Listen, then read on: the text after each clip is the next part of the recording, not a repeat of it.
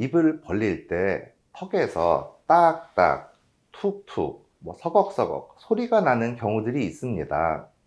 이렇게 소리가 나면 많은 분들이 시간이 지나면 낫겠지, 괜찮아지겠지, 이런 생각으로 병원에 방문하지 않으시다가 병을 키우거나 늦게 방문하더라도 치료가 장기화되거나 어려워지거나 그런 경우들이 많은데요. 만약 입을 벌리거나 씹을 때 귀, 턱 주변에 통증이 발생하고 무언가 걸린 것처럼 입이 잘 벌어지지 않거나 턱을 움직일 때마다 딱딱, 툭툭, 서걱서걱 하는 소리 등이 난다면 흔히 말하는 턱관절 장애를 의심해 봐야 합니다.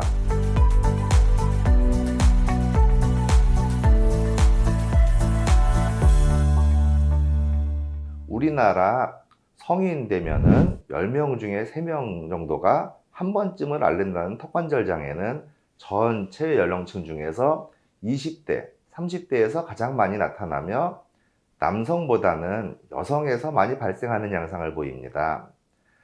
턱관절 장애는 턱관절의 구조적인 이상이나 염증으로 인해서 통증, 그리고 입이 크게 벌어지지 않는 개구장애 등이 발생하는 턱관절 자체에서의 이상도 의미하지만 턱관절의 특별한 구조적인 이상 없이 주위의 인대나 근육을 포함한 통증 또는 가끔씩은 목이나 어깨 근육의 이상과 연관이 있는 경우들도 있기 때문에 의학계에서는 측도하악장애라는 전문 용어를 사용합니다. 그렇다면 이런 턱관절 장애 유발이 되었을 때 가장 많이 이환되는 흔히 말하는 턱관절과 씹는 근육들의 구조와 기능에 대해서 간단하게 설명을 드리겠습니다. 턱관절은 머리뼈와 턱뼈를 연결해주는 부위로 음식을 씹기 위한 저작 운동의 중심 역할을 하는 관절이며 음식을 씹는 것뿐이 아니라 지금 저처럼 말을 하거나 어떤 표정을 짓거나 또는 습관 같은 경우에서 가장 많은 움직임이 있는 관절 중에 하나입니다. 턱관절은 아래 턱뼈와 머리뼈가 만나서 이루어지는 관절인데 그 사이에 관절원판이 흔히 디스크라고 말하는 관절원판이 있고 인대, 주위 근육 등으로 이루어져 있습니다. 아래 턱뼈와 머리뼈가 만나서 만들어지는 턱관절은 사이에 디스크까지가 관절낭이라는 인대 주머니에 둘러싸여 밀폐되어 있고 관절낭의 내부에는 윤활액 역할을 하는 활액으로 채워져 있습니다. 이러한 활액과 디스크 덕분에 아까 말씀드렸던 것처럼 많은 움직임과 씹거나 또는 습관에 의해서 나타나는 강한 힘을 견딜 수 있는 구조를 가지게 되는데요. 그러나 디스크 위치 이상이 초기에는 보통 괜찮지만 심하게 나타나거나 또는 심한 경우 뼈끼리 맞닿기 시작하면은 관절을 이루고 있는 뼈가 파괴될 정도로 모양이 심하게 변할 수도 있습니다.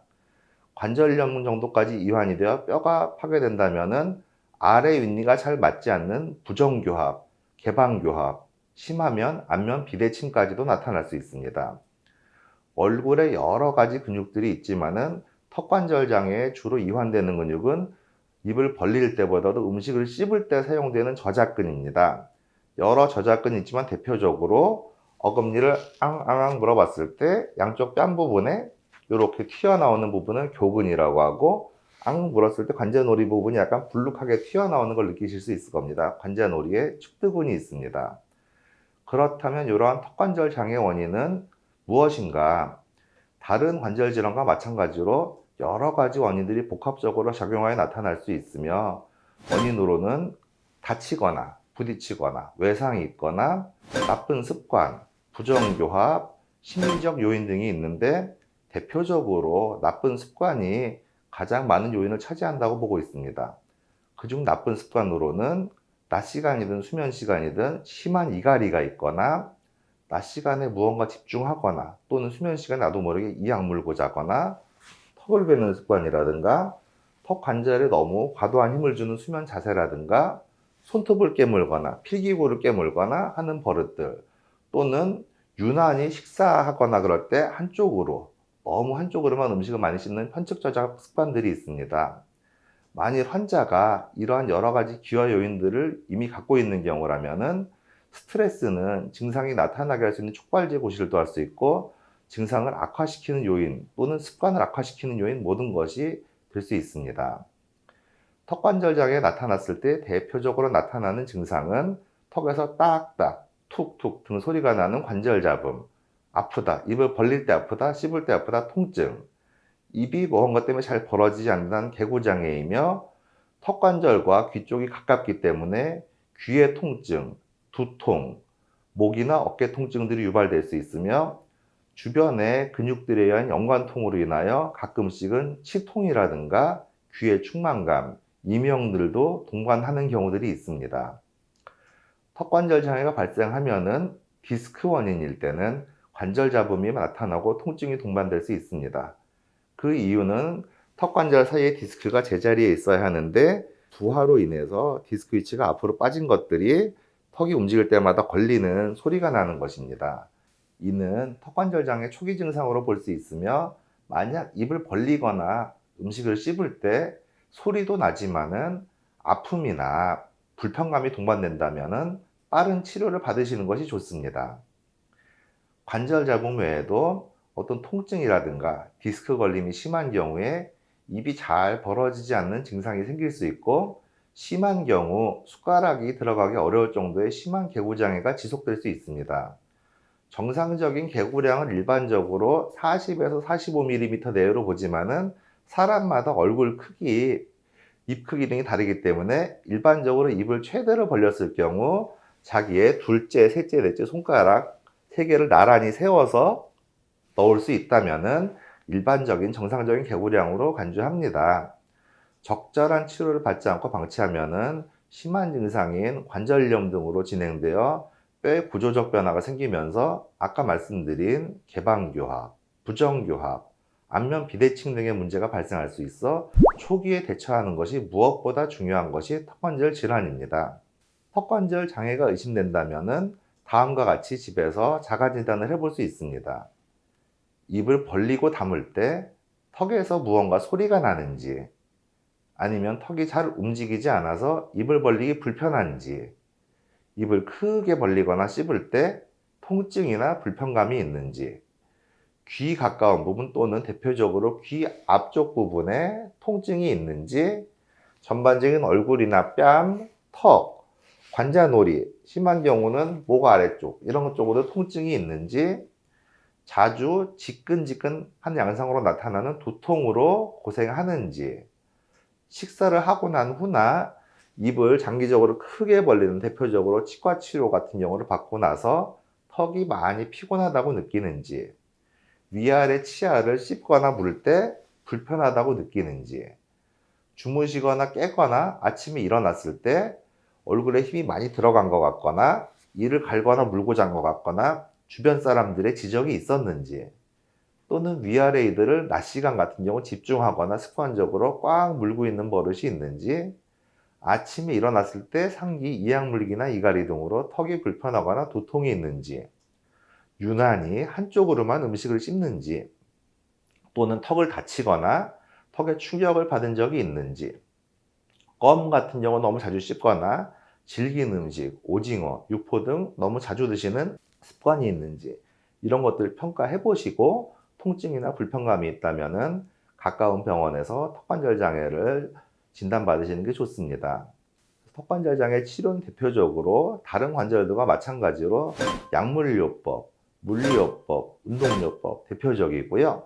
증상 조절을 위해서 치과에서 대표적으로 하는 교합장치, 플린티요법, 그리고 행동요법 등이 있습니다. 그래서 모든 치료 공통점이 어떤 수술적인 요법보다는 보존적인 치료가 우선적으로 시행이 됩니다. 증상이 가벼운 경우에는 간단한 약물 치료나 물리 치료만으로 회복되는 경우도 있지만은 아주 드물게 수술적인 치료가 필요한 경우도 있으며, 증상이 가벼워서 빨리 치료되려면은 통증이나 소리가 너무 심해지기 전에 초기에 치료하는 것이 필요합니다. 턱관절 장애 치료는 일반적으로 1, 2주 간격으로 내원하게 되고 통상적으로 3에서 6개월 정도의 통원 치료가 필요한 경우가 제일 많습니다. 증상에 따라 내원 간격은 더 빨라지거나 늦춰지는 경우도 있을 수가 있습니다. 만성적으로 진행되어 관절뼈에 퇴행성 관절염이 생긴 경우, 어떤 관절염이 더 이상 진행되지 않는 것을 확인할 수 있는 경우는 2년 이상 치료를 받는 경우도 있습니다.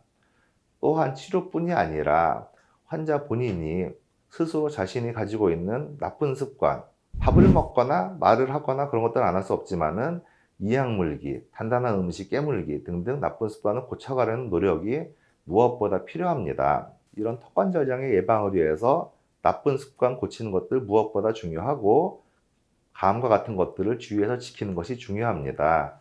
첫 번째, 식사할 때를 제외하고는 위, 아랫니가 서로 닿지 않게 하는 것이 좋습니다. 이를 다물고 있는 것이 정상이라고 생각하는 경우가 많지만은 이가 닿아 있는 것만으로도 턱 관절이나 아까 말씀드린 저작근 등에 물이나 부하가 갈 수 있기 때문에 위아랫니를 살짝 떨어뜨려 놓고 계신 게 좋습니다. 두 번째, 오징어나 껌같이 단단한 걸 즐기는 음식은 가급적 피하고 양을 줄이시고 하는 것이 좋고, 입을 크게 벌려 먹어야 하는 음식은 특히 턱관절로 치료를 받고 계신 분이라면은 너무 크게 드시지 말고 작게 만들어서 천천히 양쪽으로 골고루 사용해서 씹어 드셔야 됩니다. 그리고 턱관절에 이상이 있으면 턱을 이리저리 움직여 보거나 만져보거나 해서 확인을 하려고 하는데, 다른 관절과 마찬가지로 오히려 이상한 부하를 주는 행동이기 때문에 증상을 확인해 보는 것은 하지 마셔야 됩니다.